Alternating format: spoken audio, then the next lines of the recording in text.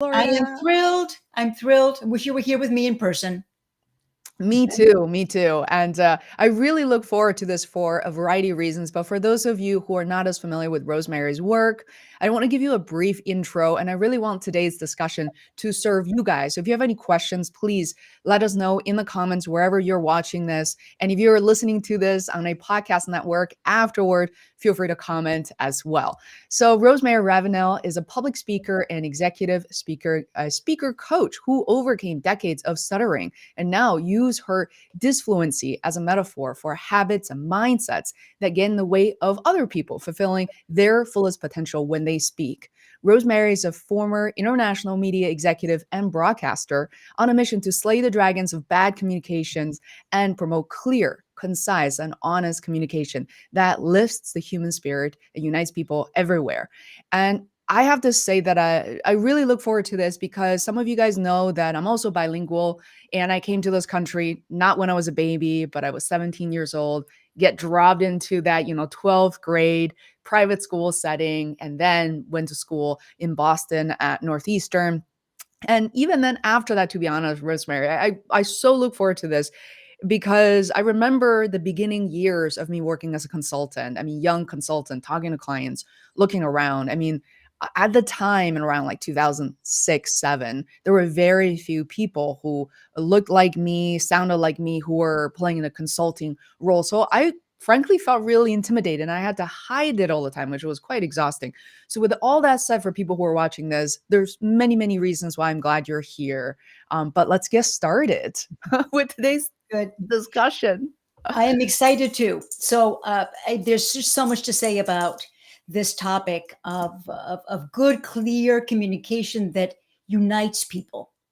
Right? Mhm. We're at a point in time. We're at a crossroads where I think we are dangerously heading towards the precipice, where we're not even listening to each other properly. And it Mhm. seems simple, but we talk so much every day, but do we really understand? Do we Mm. really communicate? There is just so much chatter. And how does that resonate? How does that leave us more enlightened, more informed, more connected, more in touch with our humanity? Mm. Yeah, I love what you're bringing up because, frankly, your teaching not only applies to on stage, very serious settings, TED Talks, but I do see that, like you said, Rosemary, in everyday communication, I think we misunderstand each other all the time, whether it's at work, at home, with people who we're familiar with, people we're meeting for the first time. So, what are some of the things that people who are new to this, thinking about this for the first time, what are some of the things they should think about and the mistakes, common mistakes that people do make? Yes. I use the phrase, slay the dragons of bad communication, because the dragons are all of those self-imposed obstacles, our phobias. We can talk at length about fear, but I don't Mhm. want to dwell too much on that, although it is an important dragon that keeps us from really connecting. All of those things about the dragons can be our sense of self-worth, Mm. the belief that we are introverts and therefore introverts are not necessarily loquacious or able to articulate their ideas. Wrong. Or the way that we have imposter syndrome, something that affects more women than men. And by believing that we're not really qualified to speak, to share our ideas, or to impose, or to be forceful in our point of view, that holds us back from communicating effectively. So there's all these dragons. Stuttering to me was one dragon that I thankfully overcame. And I use the overcame very cautiously, because once you're a stutterer, it's always there. You just learn to deal with it. And I've been able to deal with it, although there are many people who continue having this disfluency.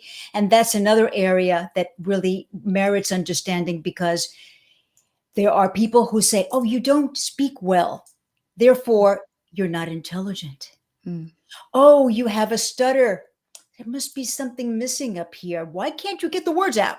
Mm. Or you speak with an accent. Can't you speak English correctly?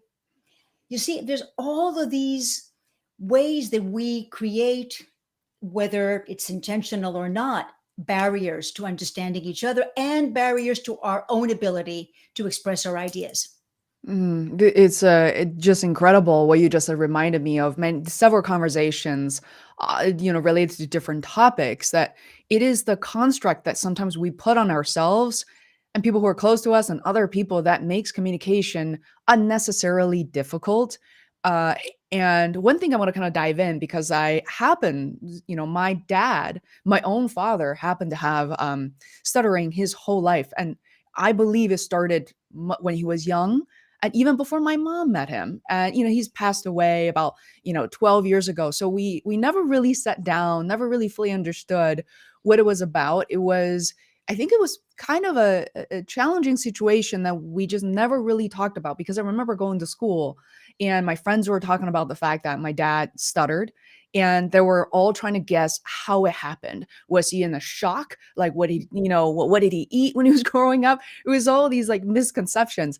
And for stunning reasons, my dad was also very much of a public speaker figure. And whenever he spoke publicly, he had no issues. He never stuttered. But when he's home and when he's with his friends, he did it more so. I wonder if you could shed some light on that for me. Nobody ever did.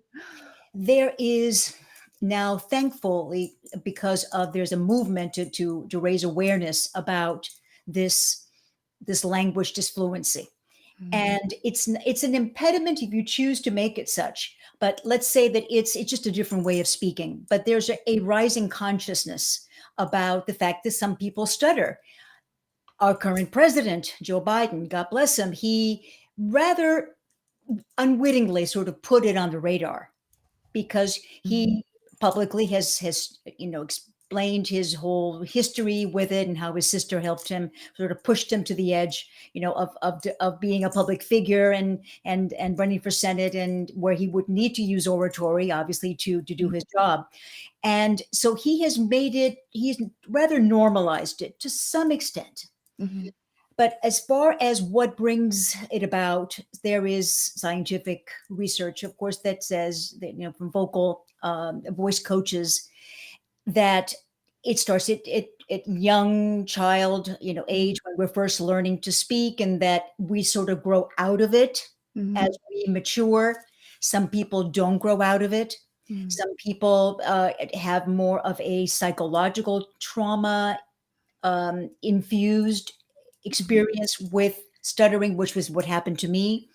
Although there are some scientists, behavioral scientists, who say, no, it's neurological, it's the way your brain is wired. So there's a lot of still this nebulous area as to what brings it on. The point is that there are probably close to 2% of people on the planet who have a self-reported sort of the characteristic of their speech is tainted by the stuttering. And it's tainted because that's the way it's perceived, that it's not a good thing. You can say, oh, your accent is charming. Oh, where are you from? But when someone stumbles on a word, it's like jarring, like, get it out. Let it, or worse, saying the word for the person, filling in the blank. So the concept of that delay and how it breaks from our patterns of verbal communication is something people need to understand, that people have different speech patterns. So where does it start? I'm not an expert on stuttering from the point of view of its the behavioral patterns, the neurological factors, but I can tell you my story. And my story is that I wasn't born that way. When I was being raised in Cuba, came to this country at the age of 7.5, I didn't stutter. Of course, I only spoke one language, that was Spanish. But as I started to live the experience of an immigrant and developed a bilingual brain and lived away from home in boarding schools, that's where there was born in me this enormous ball of doubt, and the trauma of being separated from my family, being in a new culture, being really in a totally exile environment, that was totally foreign to me. That that traumatized me to the point where, as I got into my teens, I was really unable to speak. However, when I was asked to read a passage in English class, for example, I was able to read. I was able to read just like you described with your father in an oratory setting. He was able to speak fluently and without any verbal tics. But in my case, I wasn't able to have a conversation, playground conversation, among girlfriends. I went into a shell and I withdrew. Mhm. And I found my voice in writing. In writing, I was the editor of the school paper and the high school yearbook, and then in college, I was the editor of the college newspaper, and developed really what has serves me to this day a very very strong ability for written communication. But it was where I broke out of, or started to train myself out of it. Vocal therapy didn't voice therapy didn't help me very much at all. The Mhm. exercises, the breathing, all of that is good, to be able to use your vocal toolbox better. But it Mhm. was doing college radio that was part of the requirement for my major of broadcast communication.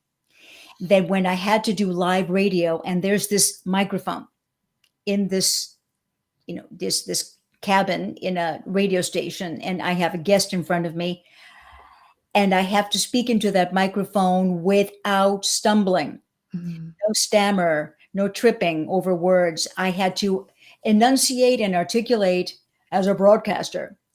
And I found that immediacy, that spur, that electrical charge that went through my body saying, this is life or death. I have to do this right because there's people listening. There's Mhm. people, I can't take it back. This is it. This is live. And that helped. And so that opened up a career in broadcasting.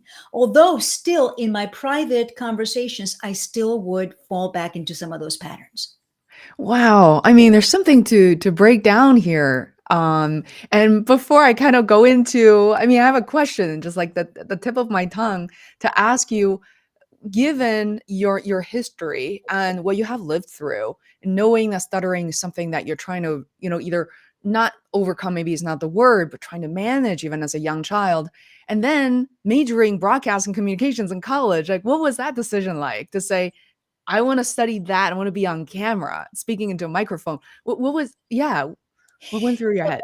It's funny because when I was uh, maybe in my early adolescence, at 11 or 12 years old, I had an imaginary persona.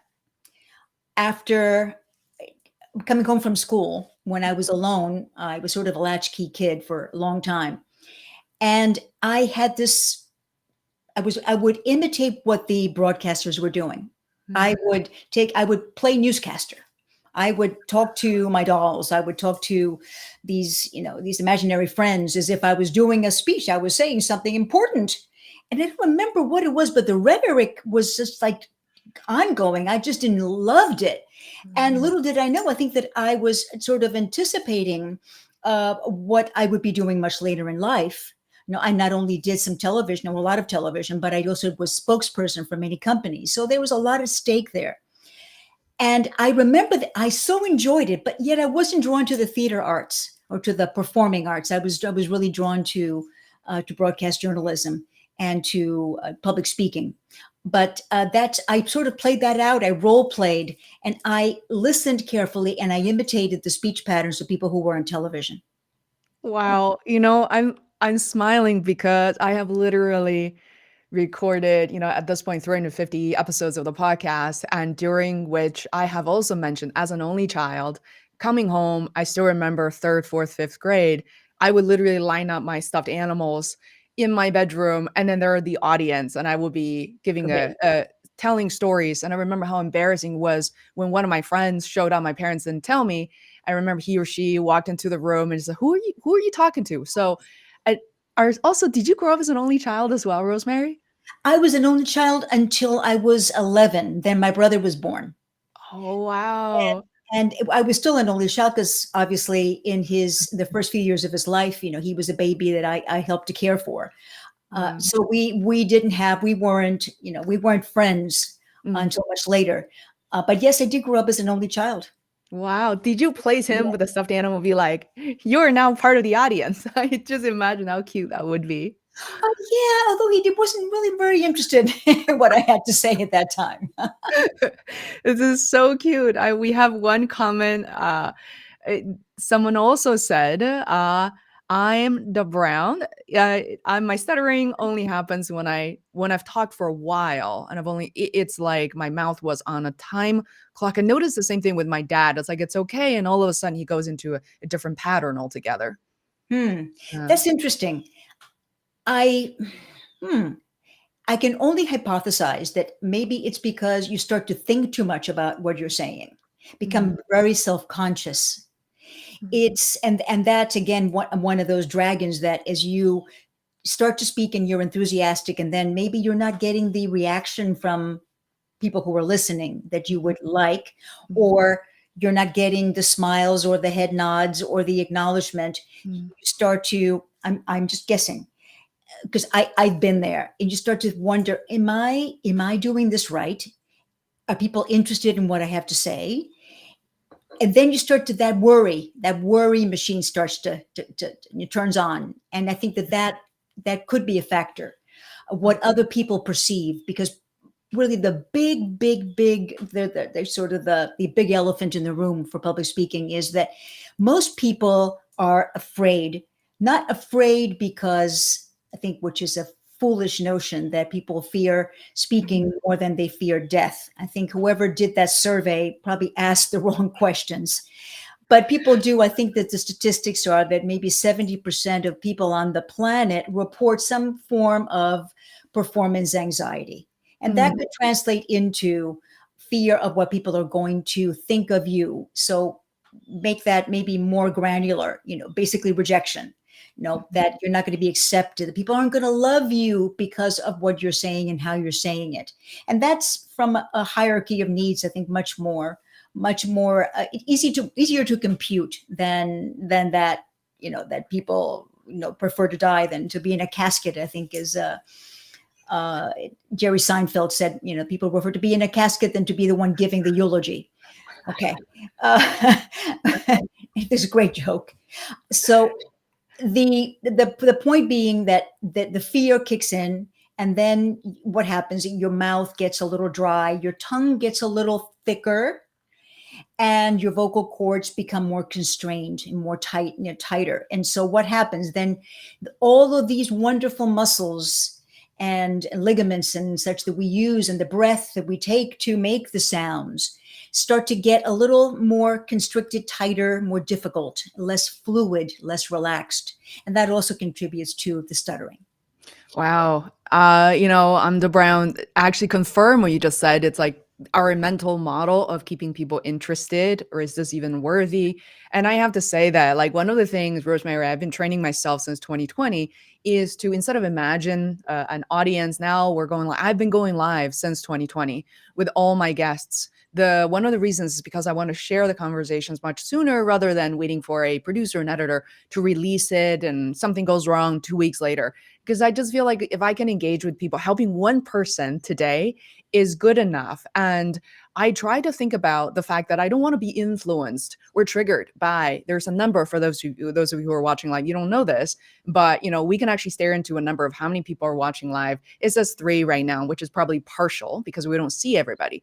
And as the number go down, sometimes I feel my heart is like, oh, it's because I'm talking for too long, not letting the guests speak. It's so important now. I've trained myself to not just to have thick skin, but also to realize that I don't want to be, our conversation shouldn't be dependent on the live audience, and other people can also find it helpful. But for me, like that mental model to train myself to speak into an empty room and feel like there's still power in my voice, I still want to contribute, is really helpful. So thank you for clarifying that. Yes. If I could build on what you said, which is so important in this hybrid world that we live in, and we're going to continue interacting, I think, in equal measure in person, in real life, as we are interacting on video conferencing or platforms like this one, is that we need to be able to toggle back and forth and understand that the audience on the screen is just as engaged as the ones in real life. It's up to us to then adapt somewhat to the dynamics, to the modality that we're in. And I reflect back on the first video meeting that I organized. It was really the content that I was sharing was how to survive on Zoom, how to speak effectively, how to conduct good meetings, how to show your leadership on Zoom. And so I created a whole curriculum based on that. But I remember the first time that I shared it publicly, and I'm looking at my screen, and people, they're not nodding. There's no smile. There's no expression. Or most of them weren't even on. They didn't have their videos on. And I'm saying, I'm talking to myself. Does anybody care? Is there anybody out there? And because I hadn't really tested this material yet, I was still developing it.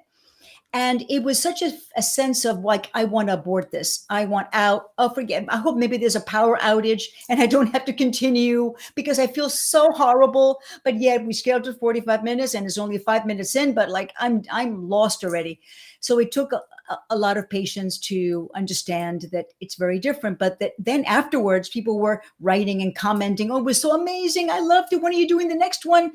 So you see, it's our own heads talking, in a negative way, because if we have that nature, which I have, of really being very self-critical and very perfectionist and needing to be validated often and needing that feedback and not getting it immediately, then leads us to think, oh no, I'm not worthy, or nobody wants to hear. And so obviously all of our energy is zapped at that point. I want to build on this. This is so fascinating because what you have just said to me also translates really well into not just podcasting, video production, but also writing and communication overall. I think because I came here at the age of 17, frankly, I pretty much struggled through learning English. I mean, regular college level English classes. And, it was just such a joke. I would be given these books and I'm supposed to finish within 2 weeks. And near at the end of the 2 weeks, I'm barely going through some chapters. And I have surrounded myself with friends, living in Boston, a lot of people literally from MIT, Harvard, grew up speaking English fluently. And I remember the articles and things that they would talk about and share with me were really intimidating because I would have to pause every time I read a paragraph. However, now in the past 5 to 10 years as a content creator online, I couldn't even use these fancy words to really express myself. Even when I knew like what they meant, it was hard for me to incorporate them into the writing that I want to achieve, like the meaning behind my work. And after watching some of your videos and your teaching, Rosemary, I finally realized that when I speak with the ums and ahs, with the choices of simple words, they actually had more power, that I have more control and my listeners, viewers have more control. So that was such an eye-opening moment. Could you maybe elaborate on that and help people understand maybe the misconceptions of communication? Yes. I love that question. There's so many of the people I coach privately, because I do small teams, I do corporate work, and I do individual work. I really love the individual, the one-on-one, because there's a sense of intimacy that's built with the person I'm coaching, and there's most often an end goal, like someone's doing a conference or doing a panel or doing a podcast interview. And so we have something to work towards. Most often, the first question I'm asked during the get acquainted meeting is, oh, I want to get rid of my filler words. I want to eradicate my ahs, ums, like. And I said, okay, but that's not the objective of this. If you're using them with too much frequency, then that can be a hindrance. But let's work on what you really have to say, because the fact that you are using these verbal tics, these unnecessary sounds, is a factor of you're not being clear in what you want to say, and most importantly, what your audience needs to hear from you, and how you are serving your audience, because that is fundamental. You can talk all day. I can talk to my dolls. You can talk to your stuffed animals, but they haven't told us what they need from us because they can't talk. Right. So if you're doing a business presentation, there's an expectation from the other side, that you're going to give them a solution, right? An insight, illuminating thought. You're going to give them, something that they need to respond to, and that will help them do their jobs better. So that's so important. So it isn't just the mechanics. The mechanics are important, but sometimes people get so stuck on the mechanics of oratory that they forget to think about the content, the value that they're bringing. And speaking of which, the value, something that I've learned from your resources and lessons is our body language. And I think sometimes a lot of us will go on stage and we'll just freeze. And frankly, even for me to sit right here facing my camera for a lot of my YouTube videos, which I've done hundreds of them since 2019, I still struggle to know where to place my hands. Sometimes I realize, are they too low? Are they actually not on camera? Are they too high? Am I getting tired? Can I hold my script somewhere? What do I do when I don't have a script? So could you maybe show us some basics, like incorporating our body movements as we're communicating our ideas? Well, we could go hours, and I know that I've done several videos, and still more to be done. I'm only limited by the fact that that when I'm working in my home studio, I only have so much depth, and so there's the shot possibilities are more limited. But you might like to hear this. I'm going to sort of leash out and start doing some recordings outdoors, so I have a lot of room to move. Okay, because the body is essential. It's in some cases more than 2/3 of everything that people receive from us. And let me break that down. There's the words that we use, then there's the sounds that we make and our intonation, rate of speech, volume, and then there's everything else. The body language, the facial expressions, the smile, the nodding, the breath, intake breath, the pauses, the lack of sound is just as important as making a sound. So it has been proven that by and large, most of the actual interchange or exchange of information happens without the words.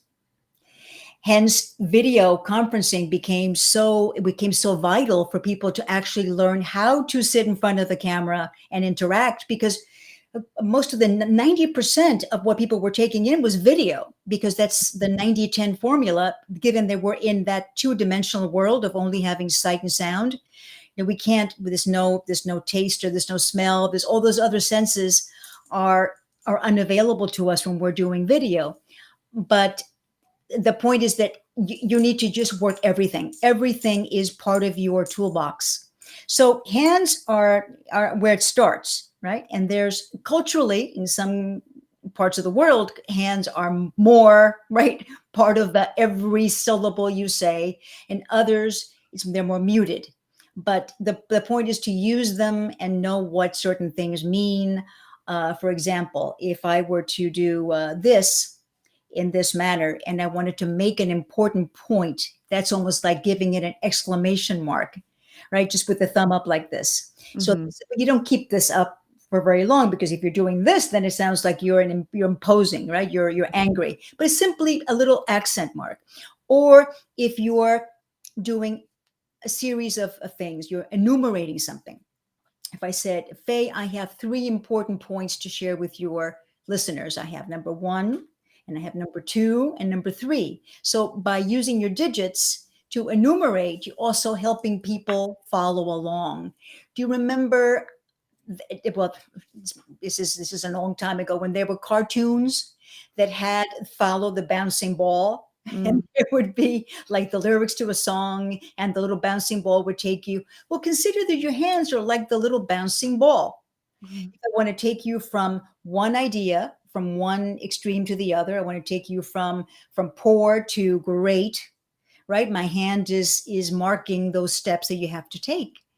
And similarly, if you want to go from, high, high to low, also use it to say, the highest potential you have is this. And if you stay down in the mundane, mediocre area, this is not the kind of speaker you want to be, but let's work to get you to your highest potential when you speak. So all these are small things that are part of our arsenal Mhm. and that we take for granted. Certainly, it's a lot easier to say, well, I'm going to sit, cross-armed because I don't know what to do with my arms or my hands. So I'll be safe. I'll just do this, right? Mhm. Or put them in your pocket because, oh, I don't know what to do with my hands. So I'll just put them in my pocket. So all these things that we default to because we haven't learned how to use all of our assets. I call them assets because it's all part of our vocabulary. Hmm. It's so interesting because I want people to be aware of the fact that you're working with a vertical or like a portrait screen right now, as opposed to something that I could have done this. But Rosemary is very clear, very aware of, some level of spatial awareness. Some people don't. And I have seen people, as you know, on Zoom, completely unaware of where they are, how they're being placed. They're gesturing something that people simply can't see. So sometimes, especially when you go live stream or create online content, you do have limited real estate to work with. Yes. But it's so natural to you, that seems like. And do you practice, Rosemary? What are some of the things that people can practice? Let's say they need to go on stage, keynote speakers in the making, or somebody who's presenting something for the first time. I know a lot of college students are trying to learn that because now it's part of their thesis or their finals. And I also work with some of the doctors who realize that their interpersonal skills are not optional, and they really have to learn how to do this and be Yes. kind. Yeah. It starts with using the tools that we have right here, right? Mhm, We can record ourselves anywhere. mhm, Record yourself. If you don't want to or you don't need to record your image, record your voice. mhm, There are a multitude of different ways of recording your video. Now it's readily available in not only Zoom, but countless other ways of recording yourself just for practice. mhm, And start to love the way you sound. That's a big one. Most people don't like the sound of their voices. And because our voices, when we're in a recorded mode, it sounds a little different, right? It's yeah. never really as if we're listening to ourselves in our own heads, right? Yeah, Or true. that we're because it's all environmental, right? It's the sound I hear right now is going through my ears and through certain chambers and resonating. It's resonating in the room that I'm in. But when you're transmitting through a microphone, it's being somewhat should I say altered, and then depending on how it's perceived at the other end, what kind of speaker the person has, the listener, that's also altered. So there's all Mhm, these different variables, but the point being that just hear yourself, hear your intonation, your rate of speech. Listen to the way you say certain words or phrases. There might be some words that come a little bit easier than others, mhm, some that you might want to substitute. And this I say to some of my clients who are not native English speakers. I'm not an accent reduction coach, but I can tell you that if you have a 10-syllable word that you're mhm, stumbling with because somebody else wrote it for you in your speech, feel perfectly at ease in replacing it with one or two other words that say the same thing, that mhm. just come more comfortable to your tongue. So Yeah. and then when we listen to ourselves, we hear that. I was doing a recording for a friend who's doing an audiobook in Spanish, Mhm, and I caught myself clipping my S's, which is a very Cuban thing to do. And I'm saying, "Ah, I wasn't aware that I'm clipping my S's. I don't want to sound Cuban. Besides, I need to be really very neutral, have a mhm, reading that's very neutral that doesn't identify me with any nationality. But I didn't realize that I was clipping my S's, and I was horrified. Now I really have to pronounce the S's, casas, mhm, at the mhm. end. And so this self-correcting, but you have to be comfortable doing that because no matter who you're talking to, an audience of one or an audience of 10,000, you have to feel comfortable with the sound of your voice. How do we avoid self-judgment, self sabotage to a degree? Because I have felt that as an immigrant, a lot of people are like, "Oh, you sound like you're from California." Well, I never even know that you're originally grew up, in Beijing, China. And I know that I've had an easier time, but still, I remember, to be quite honest, like even for my own journey, and I cannot imagine other people really, really struggle to learn English, such as like my mom. When people who speak English as a second or third language make a mistake, obviously that's natural. But what can we do to our self-talk to not self-sabotage and to be able to move on? You have to have a sense of humor and to know that if you've made a mistake, people in the audience can relate to it. Mhm. I just used the wrong word. Have any of you ever done that before? And have that can be a moment of connection. But if you freeze up and go into your this protective wall of shame, you're not serving anyone. You're not serving yourself. And then you're rather, because you're condemning yourself to failure for anything that happens afterward. So it's just letting just roll off your back, and your audience will love you for it. There might be a moment of humor, or in some cases, a speaker will forget, oh, where was I? Well, let me pick up where I left off. Or you know what? Let me skip that part altogether and take you to the next section. So you Mhm. sort of make it playful, because this is live and people are there to listen to you live. Otherwise, they can just, call up one of your YouTube videos and where it's perfect. Yeah. Oh, I love that. Consider it a I never thought about it as a moment of connection, and it's absolutely true. Like when we drop something, even when we get hurt and when that's really the power of vulnerability. So, Yes. uh it- I realized that I have never I mean we chatted a number of times and I never really had the opportunity to ask you to really explain and talk about how you work with people. So I see, as you mentioned, two groups. So individuals, individual entrepreneurs, maybe creators, and the other group are, medium to even enterprise companies. Could you maybe give us like a breakdown of like who would be an ideal client, especially people who are watching this right now? What is it like to work with Rosemary? Oh, I do. Perhaps I need to narrow it down a little bit, Faye, because Mhm. I do a lot of different things. I work with large corporations, multinational corporations, with their teams, their remote teams, who need to improve, to up level their performance on video, because now they are being expected, now after more than 2 years that we've been working not only remotely but on video conferencing, that there's an expectation that you have to really get it now, that you have to have a level of skill and not only etiquette but skill and comfort and ease when you turn on your camera, if you're talking to a colleague, a peer, a superior, or to a client or customer.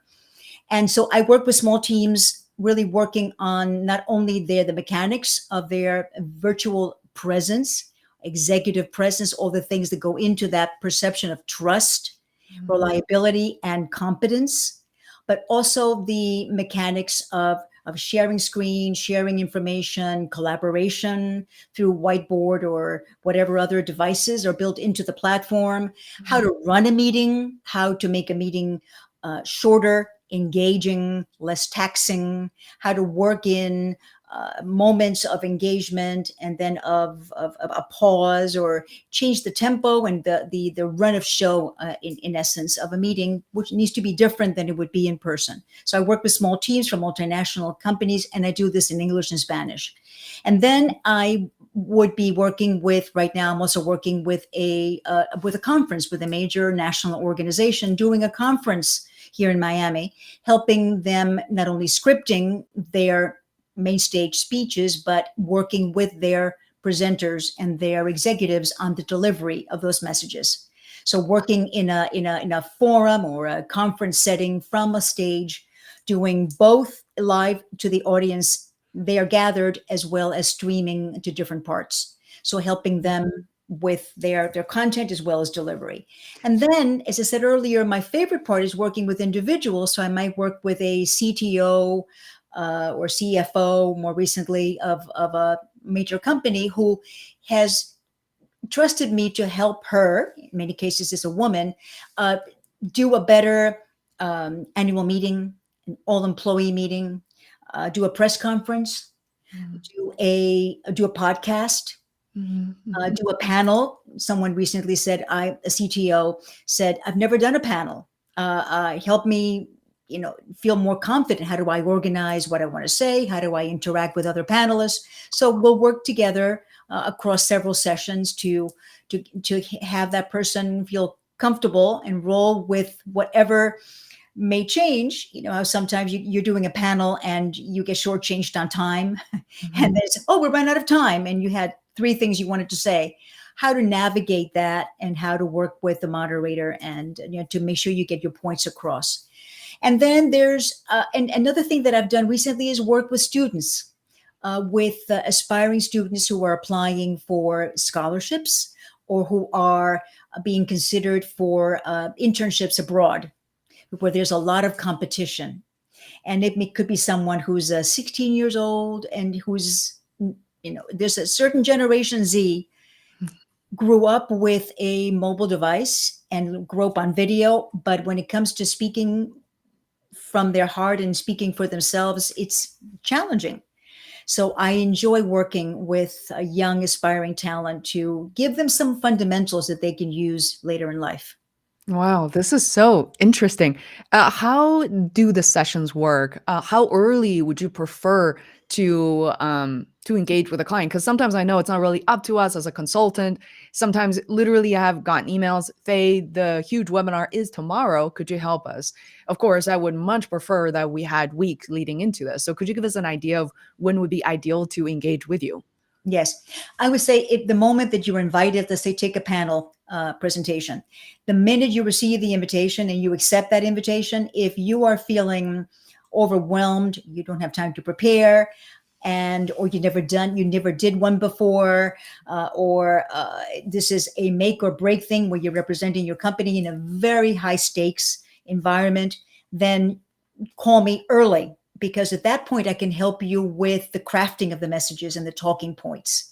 If it's very late, I really can't participate in that because it's already too late. I can rehearse with you and give you pointers, right, towards the last hours leading into the event, but I can't help you create something that's truly your own, Mhm, that's in mhm, your words, but still incorporates the corporate messaging, but that you're delivering it in your words. So mhm. I'd say as soon as you accept an invitation to appear in public or participate in an electronic forum, and 3 sessions minimum. One to create the work plan and to ascertain where the time needs to be spent. Is it in creating the content first? Is it in rehearsing? And then the second session is sort of a pre-event rehearsal of sorts. There's a lot of exchange in the interim. I record the sessions. I provide a coaching report for every session, and this is what you need to work on, or why don't you record this part and put it on the drive. Let me see it. I'll critique it. Most people don't do their homework, but it's a factor of time. And then we'll do our last session close to the actual date, Mhm. and just do a full run through. And in some cases, I'll do a FaceTime before that person goes on stage. Hey, how do you feel? Do you have your note cards, or what did you wear? What did you choose to wear today? And really be the coach almost on site to ensure that person's success. Wow. Yeah, I so love the fact that you brought up outfits because Rosemary's actually has a series of videos on her YouTube channel about what to wear, and it comes completely on point. Especially my limited knowledge is from limited experience working my documentary, but not wearing busy patterns, Mhm. comfortable clothing, things that won't show through, especially when you're sweating around your armpits and things like that. It's so, and then lapel mic that needs to be clipped on. I learned that it was so interesting that for men, mostly when they wear those tight shirts, because since they don't have cleavage, it's much harder to have that Yeah. space, that gap. Never thought about any of those things before. But as you were talking about the way that you work with clients, I thought about something else, which is the fact that for a lot of people who are watching this now or later, there are people still limiting their services as consultants, freelancers, to be in person, whereas we can do so much as we are nowhere near each other right now to be able to record this. So are you able to work with clients in person as well as on Yes, Zoom to achieve? yes, yes, yes, most definitely. And Mhm, that's ultimately what I enjoy most. I've had the pleasure in the last year to do both. I like to do the first, if it's someone within a reasonable reach, like an hour and a half of where I live, to go there and do the first session in person to really establish the warmth and the connection. And mhm, then from there, we can move to virtual mhm. and then continue our work that way. Yeah, Oh, and fantastic. also I like to get a sense. Sometimes you learn so much about the person's space, the workspace, and Mm. the corporate culture. There's so much information that's available environmentally that you don't always pick up when you're on video. So true. Yeah, absolutely. For someone who's far away, that's a good idea. Like if someone is in California or in Boston who wants to work with you, I think I've asked clients to do the same, taking pictures of their work Mhm. environment or simply shoot videos so I know where the corners are, what they're working with, and asking to record those sample videos where I can hear how echoey it is. Are they really using the right setup? There's so many hidden gems. And I hope really people can take pointers. But if you guys are hopping on right now, absolutely encourage you to check out Rosemary's website is Ravinal's Ravinal.com. So definitely check it out. There's so much, their workbooks, their resources, and their chats, and you can schedule to meet with Rosemary directly.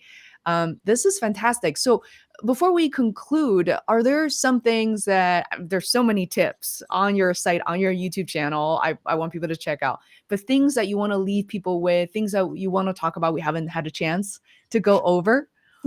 Yes, I want to encourage everyone to take their speaking seriously, to understand that the power of the voice is enormous, and that we need to, where we are overwhelmed with information, but we are very short on understanding. And the understanding comes from being able to not only speak, but to listen. The other half of the equation is to speak, but also to learn how to listen and how to make room for different points of view and different styles of speaking. So it is a dynamic, it is circular. It is not one way. And then the other point, Faye, is important is for aspiring speakers, people who come to me at a conference and say, "Oh, I need to improve my public speaking." Well, yes, certainly you can hire me, or you can just speak at every opportunity. Speak to the Girl Scout troop, speak to the in the local church or synagogue or whatever your faith organization is, or your Rotary Club, or speak to the community association. Speak up at a meeting. Go to a city commission meeting and ask a question. Put your name on the list of concerned citizens and ask your question live. Speak at every opportunity. Speak when you're afraid. Break through. Break through, and you'll see sort of the skies opening up, and you'll say, "Ah, I did that, I did it, and the sense of accomplishment is huge." Oh, I absolutely love this. I know I should like close on the perfect moment for so many of you who are watching right now and later. I just have to say that even for us going live stream right now, growing up, I thought people on stage, they're in like their perfect zone of genius. Everything just feels right. Everything clicked. Oftentimes it's not the case. Like even when we conduct these sessions, sometimes we don't have a good night's sleep. There's a huge pimple on our face, our hair just not feeling right, not looking right. And don't let any of those things get in the way, because everything we see is so magnified, how we look, how we sound, but so many times that other people won't notice at all. Like, why are we doing this? Indeed, if you're doing video conferencing, please turn on your camera. Otherwise, you're not even present. You don't Mm, count. mm, It's why bother. I mean, yes, certain if you're doing a webinar and it doesn't really matter because you can only interact. Well, I wish I could see everybody who's made a comment or asked a question, but this is not that kind of an environment. But if it is a meeting where you do have an opportunity to raise your hand, make a comment live, or at least even with your rectangle, well composed, well lit, say, I'm present, I'm interested, I'm enthusiastic about this topic, it goes a long way. Yeah, I love that, and also, as you know, Rosemary, like, especially when you go to a bigger Zoom meeting, like 40, 50, 100 people, when most of the people have their cameras and videos turned off, but you have yours turned on, your video is actually gonna be towards the beginning of, like, on the first screen, and you're closer to the host. Especially if that's networking, what's the point? Turn on your, camera, don't feel ashamed if your background if it's not perfect. You may be sitting in a basement or your bed hasn't been made. Make the bed and just just relax and just connect with one another. Yes. So with Let that said, let me jump in yeah. on that because we may be out of time, but No, it's no, so no. important. Please. When you're even if you cannot turn on your camera, imagine, and I'm sure it's happened to many of people who are listening, you put your name in the chat, right? And you ask a Mhm. question, and then the host will say, "Oh, Faye from Boston has a question. Hello, Faye." And you feel, "Oh, they're acknowledging me." So it's a tiny thing to do. Just say, don't stay silent. Use Mm, whatever means is given to you to say, I'm present, I matter, I count, I'm thinking, I'm engaged. Whatever you're given, use it because it just, I know how I feel when I hear my name. Oh, Rosemary from Miami has a question. And it's a great question. Oh, what do you think? And then it's like, I feel like I've been invited to the party. wow. This is so lovely. One thing before we conclude, I like to chat a little bit, which is I noticed, Rosemary, as you listed, you're born and raised in Cuba, or is that right? I was born in Cuba. I came when I was 7.5. I was really raised in suburban New York. That's what kind of I found really interesting, going from Cuba to New York, and you were there until around like 2000. So you grew up there, and what was it like? And you mentioned private school, so I just wonder what like the young Rosemary was like walking around It, in suburban New York. it was not pleasant. It was not pleasant because particularly my family, for many reasons, went to a community where we were for many many years the only Spanish speaking family. So you can imagine, I was bullied. I was the Spanish girl. I was different, and then I had to stutter on top of that. So there was a great deal of bullying that I had to endure because we were different. I was different, and that wasn't fun. In boarding school, that was even worse because I was the only one in my cohort who did not speak a word of English. Mhm. So it was difficult. It was difficult. It's of course all these things we can repurpose, we can use as experiences that can certainly illuminates my coaching because I do have a sense of having lived experience with that resonates with many of the people that I try to help. Wow, incredible. And one of my guests once said, don't fear the pain and don't waste the pain. Yes. After losing his brother to young brother to cancer, I realized that our lived experiences, including the suffering, and everybody has suffered, can really empower. And I love the word illuminate the work we're doing to relate to people who work with us. This is fantastic. And let's see. I'm sure all those people wish they were friends with Rosemary. Oh, thank you. Well, connect with me. Connect with me on my website. You can subscribe to my weekly newsletter. This next week is going to be a video newsletter, video lesson, Mhm. and I put something out of, I hope, value every week. It's my commitment to the people in my inner circle. So join the inner circle.